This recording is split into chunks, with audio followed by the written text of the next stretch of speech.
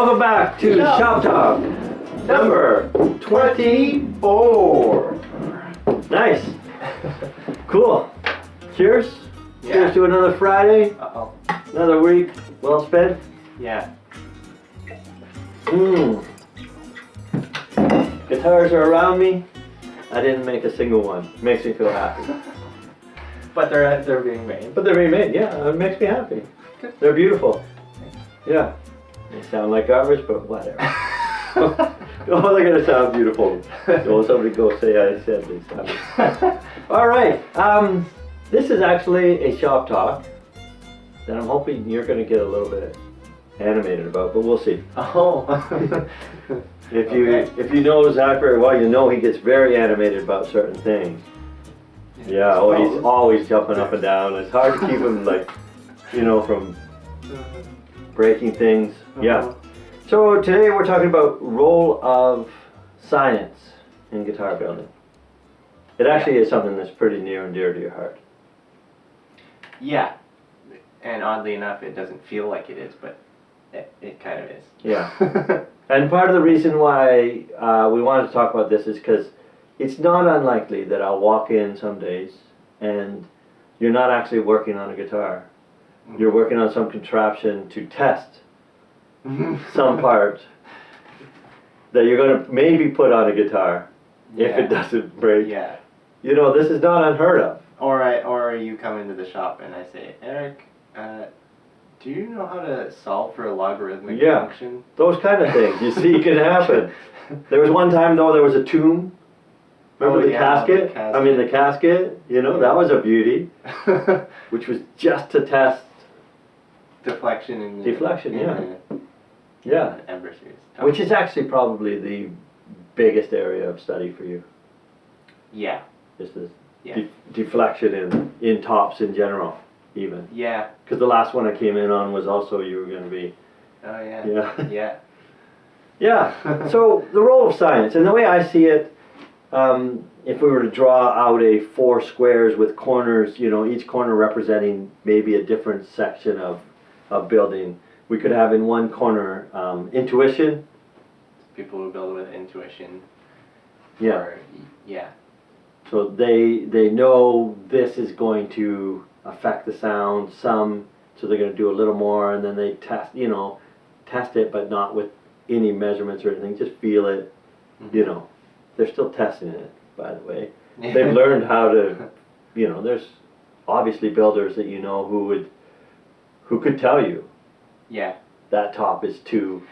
Yeah, actually, it's interesting because this one, it has. Well, intuition can be used in flexing a piece of wood, but it could also be used in making alterations to work with something, right? Yeah. So I guess I don't like to say that I use intuition because it's not really an accurate way to really do anything unless you've got a lot of experience. Right. But as far as making changes to bracing patterns or something to get a certain something to happen to the top under string tension, I use intuition quite a bit. Well, I guess engineering kind of mindset. Yeah. So intuition, though, as you're saying, it would, you would say, work with experience. So really, it's after they've done testing. Yeah. You don't have to, testing doesn't have to be numbers, does it? It can be experience from seeing what happened on previous guitars. Yeah. Or other people's guitars. Yeah. Which is why, who was it that said something about stealing? Taking other people's ideas is not stealing, it's only smart. Anyway. Yeah. Like we see what other people do. That's how we learn. As a species, that's how we get better. Actually, a lot of species do that. Right? You watch and learn. So that's the intuition side. And then I would say the other corner in that sort of area would be tradition. And that's, based on stealing from other people's experience. Yeah, so if you make replicas, Yeah. basically. Right? Yeah, replicas, or you do your bracing like Martin did for. Same measurements, Yeah. whatever. Yeah, and I think there are a lot of builders that do that. Yeah. Which works. Well. It works, and it makes guitars that sound. The thing like is, those yeah. guitars. Well, not only that, but the thing is, if you're choosing somebody like Martin or Gibson, you have some of the, and Yamaha, if you're especially in the electric guitar area. Mm-hmm. Well, anyway, you're choosing like the number of tests that have been done on it. Yeah, right. It's way greater than Yeah. you know, Peter Pan's technique down the street, Yeah. and he's got 5 guitars, and Yeah. you know. Yeah, all those measurements they came up with those measurements for a reason. Yeah. Well, and they've I been don't know about tested. Gibson, but. Well, but they've been tested over Yeah. like a time. You know where those issues Yeah. lie. Like if you're building a Gibson-based guitar in the electric world, then you probably know that the headstock has a weak spot. Yeah. You build it a certain way. I mean, this is not like, you know what I'm saying? So there is a lot of tests already being done for you. Yeah. Real world tests. Yeah. So that's the one side. And on the other side, I would say there's a group of people who are building based on like what they would call science, but I would put down as scientifically calculated. They think that they're Yeah. building based on everything being scientifically calculated. Yeah. And this is running tests and seeing patterns. What's that called? Chladni patterns. Chladni patterns, or even like you the other day, like writing out some formulas for how much energy is going to be transferred. Yeah.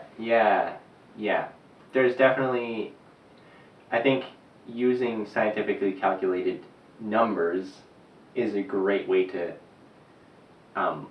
figure out, to extrapolate, I guess, from what you already know. Okay. But the problem I have with building entirely like that is what are you trying to achieve when you're following all these mathematical calculations or scientific calculations? Many guitar makers don't even know exactly what they're searching for. They just think that makes a better guitar. Right. And that brings the question back, what is a better guitar? Right. Which always... So it's hard to do and figure out the formulas you're saying when you don't know what is actually better. Yeah. So sure, you got it to work this way, and you figured out everything, all the calculations, but it may not be what... Well, yeah, and I think right now, the Trevor Gore method is very popular. And that's a lot of scientific calculating. But that's just searching for the sound that Trevor Gore likes. Or, and there's sometimes there's this misunderstanding of what that sound actually is. Or, I don't know, I guess if you build a guitar like it and you like the sound of it, then that's great. But then that comes back to the intuition side of things. Mm-hmm. If you like it, that's that feeling that oh, I like that. That was good, so I'm going to redo that. Mm-hmm. You know, it doesn't have anything to do with the test anymore. Yeah. You know, we're not building cars. No. That'd be cool though. Yeah, it would be cool to build cars. Yeah. Not knowing, this is a bit of a pet peeve, I guess. It's like people they're arguing that they have found a way to do something, but you're like, why are they even doing that? Yeah. Well, yeah, this whole idea of making a guitar better, or guitars that are better than others, is like this. I don't like it. It tends to drive the prices of guitars way up, and it's just because they have a certain quality of sound. There are certain qualities of sound that I think everybody can agree sounds good. Like volume. Everybody wants to get a lot of volume out of their Everybody loves volume. So obviously, that's there. But something like sustain, if you have limitless sustain, it's not a good thing. Like what guitar player is going to play and want their every single note to ring forever? Right. It just doesn't work. No, that would be cool though sometimes. Yeah, sometimes. They have pedals though to do that. Oh yeah, there you go. There you go. So just play the electric guitar and run it through those pedals. Yeah, but there's this idea that there's the perfect guitar, or yeah. It's a tricky thing to go into because there's so many facets. Right. Yeah, and also along that lines, we were chatting about this another time, and like you could do all these tests, but have you actually tested every piece of wood that you used in it? Yeah. That's any mathematical tests or scientific calculations even. It has to be based off of something that stays constant. Like some constants have to be there. And there's so much complexity.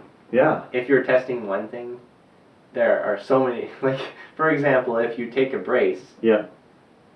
And you're testing the flexibility of the brace. So you take your brace, you test the flexibility, you decide what height you want it. Right. Okay, so you put it on the guitar top. Yeah. You carve it to that height. Yeah. Then you have it to the flexibility you want. Right. Well, wait, what about now that it's glued to a 3 millimeter thick top? Right. And it's meeting the bridge at a 93-degree angle. Okay. So what if I plug those numbers in then? Yeah. Into what? Why, into my calculations. Well, yeah. And the type of glue, I've tested it. Uh-huh. Okay. Okay. Is there any... Well, what about how much of the brace between the bridge to where it meets the liners, and how much of that brace? What about that tiny fissure that you can't even see with the naked eye? Yeah. That makes that one spot at the end a little bit weaker than you would expected. There you go, yeah. Because you tested everything else but that one little spot. Yeah. Right? You cannot... Wood is so... Yeah. Mm-hmm. Like, Anyway. And I think the point is with this, and the reason why... I'm into Formula One, but when you when they design a car, even then they have to build the model, and it doesn't always respond exactly, even though they've done the calculations and done the simulations, the actual car itself is still not. So wouldn't that be true about building guitars as well? Yeah, you're working with a natural material. Yeah. Not like a man-made material, which is... So there's always going to be something in there that you just cannot calculate for. I don't know, I feel like. Which is fair enough. I mean, I don't know if anybody would argue that they're building totally, mathematical. Well, I guess a nice way to test, I like, well, have we talked about So the fifth one, or the fourth corner, I would say people... The fifth corner of the square. The fifth corner of the square. This is why my science is so good. I could get 5 corners in a square, or a rectangle, or a square. I actually drew a rectangle. Is testing.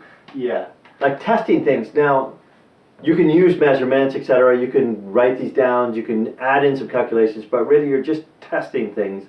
Like, this is actually what Zach does the most of. He would probably fall further into this corner, just to see if it actually does, and that's why you build machines to actually test flex. Yeah. Even with specific pieces, not just one piece. Yeah, and the further along into being a guitar, your guitar-shaped object is, the more accurate your tests are going to be, right? Right. Because you've glued all these pieces of wood together, and now you're checking how flexible it is. Right. Well, that makes sense because you've eliminated all the things that you would have needed to calculate for before. All right, I didn't even think about twist of the sides. Anyway, there's just all these unbelievable. This is a really, really complex machine. So what can be some issues that arise from going any of these paths? By the way, I think already you can guess that we're saying that even intuition involves science. Yeah. Tradition involves science because there's testing, and the whole scientific method is to make something, then test it, and then to adjust it, and that's been done. Even if you're using traditional numbers, you're using something that has been tested. Yeah, and scientific calculations are a great way to start if you're trying to figure something out before putting it to practice and testing. Yeah, like for example, that's a great example. I'm doing a new bracing in the lower bout of my guitars on these two guitars, and I was trying to figure out how many pounds of force are pushing up into the top at a certain distance from the fulcrum of where the bridge is, with a pin bridge of where it's torquing, basically, where the bridge is torquing on the top. And I took a stiffness of brace that I know works well at a certain distance, and figured out scientifically how to calculate what stiffness I needed this distance away to get the same amount of tension or to achieve the same results, I guess. Yeah. So that was just calculations, a bunch of different calculations. And so he did that, and then today I came in, and what did you tell him with your calculations? Well, I changed them because it's more complicated than those calculations were. We were so excited he had the measurement. Yeah. And then I came in and he said I adjusted a little bit because I think, or he's using his quote intuition, and which is his call. That's why he's the guitar builder. Yeah, but that's the fun part of it, really, isn't it? Yeah. And those calculations give you a good sense of how stiff that area needs to be. Right. It doesn't have to come from that one. You decided it could come from somewhere else as well. Yeah. Right.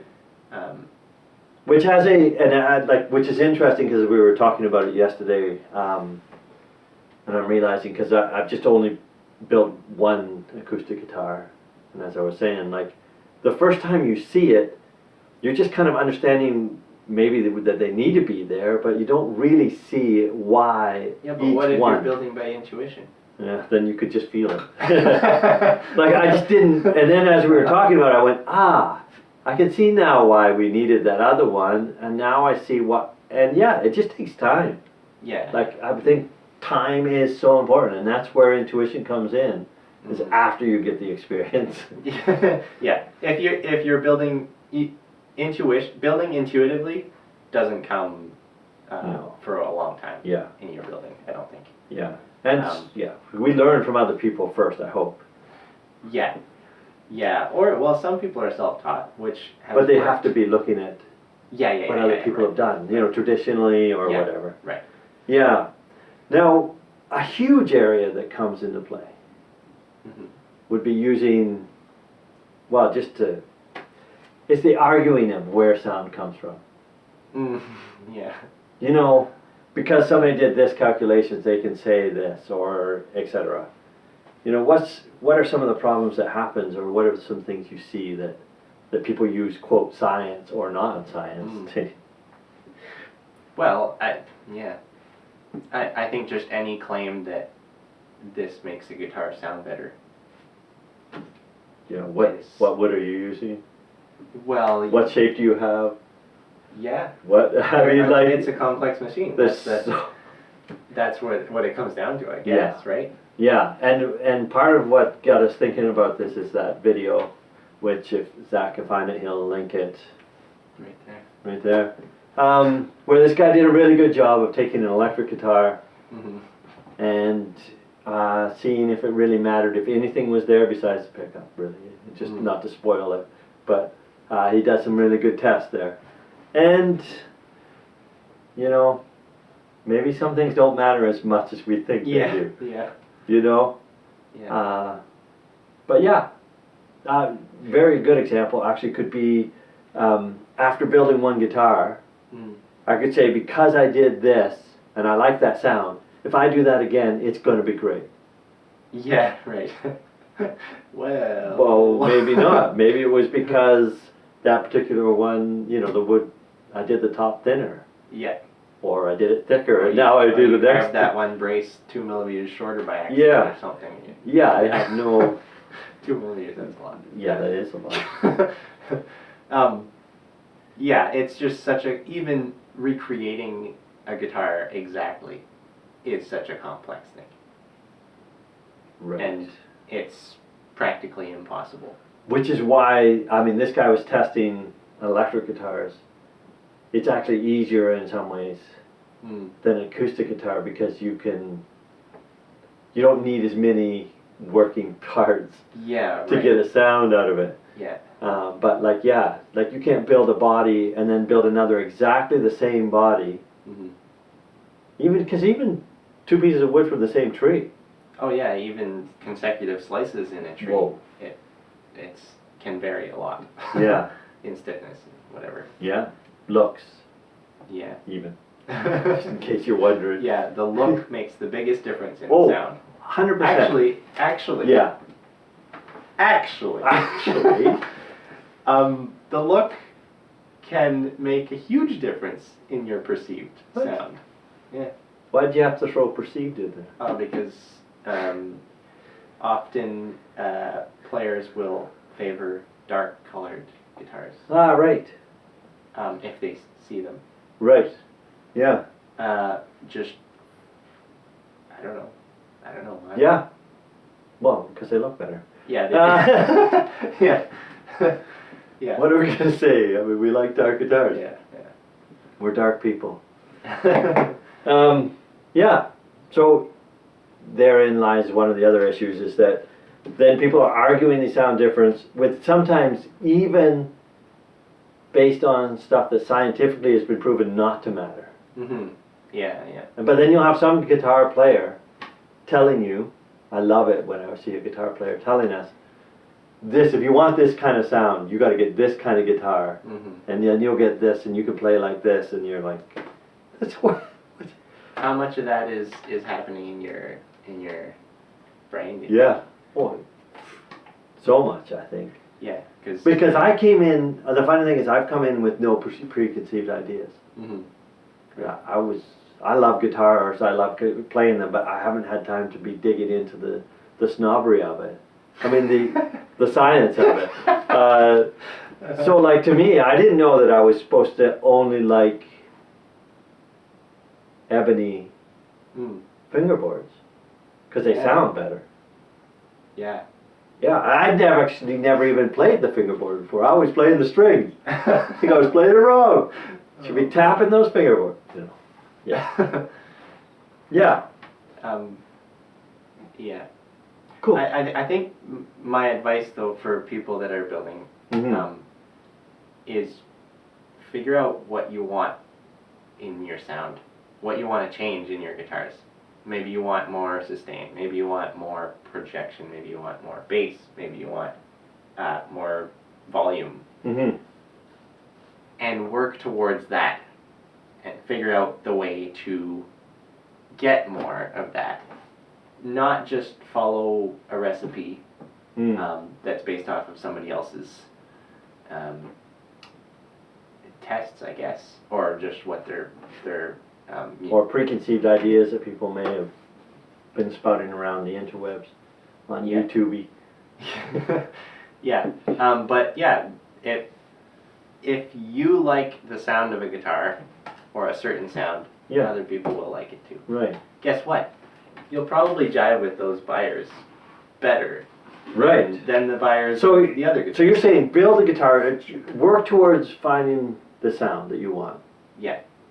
But on the other hand, can I just try stuff willy-nilly? You could, but it's really hard to make conclusions right. that way, I guess. Also, some things are clearly going to break. Yeah.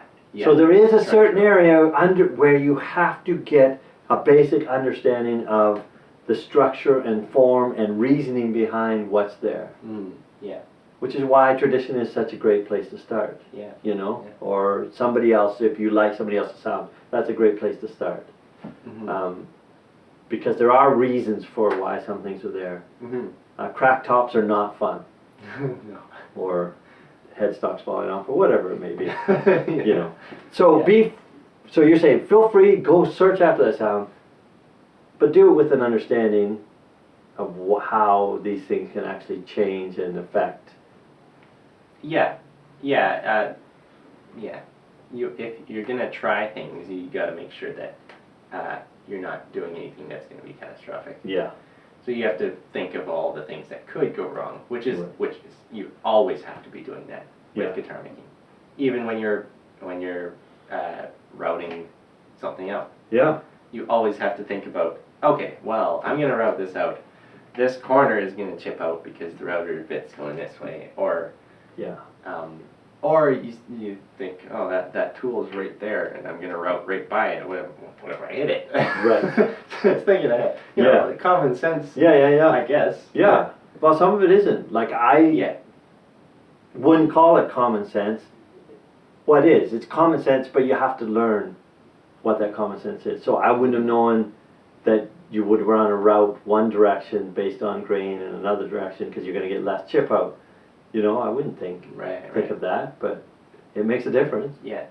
You know, it makes a huge difference sometimes. Yeah. Yeah. So it takes time to get to a place, I think, where you can start to actually hunt down your sound. Is from what I've seen. Build lots of guitars. Build lots of guitars. As many as you can. Take notes. Yeah. And try things one at a time. Yeah. Which is something that Zach doesn't do well. Yeah. He does. I try. It's pretty good, but he tests a lot. Yeah. Yeah.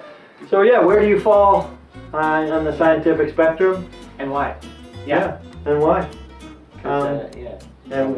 And what preconceived ideas did we bring into this shop talk? Yeah. The fact that we review this stuff. Yeah. Because we have. Yeah. Yeah. Cool. Thanks for joining us. Yeah. Happy Friday. See you next week. See you next week. Woo-hoo. Cheers.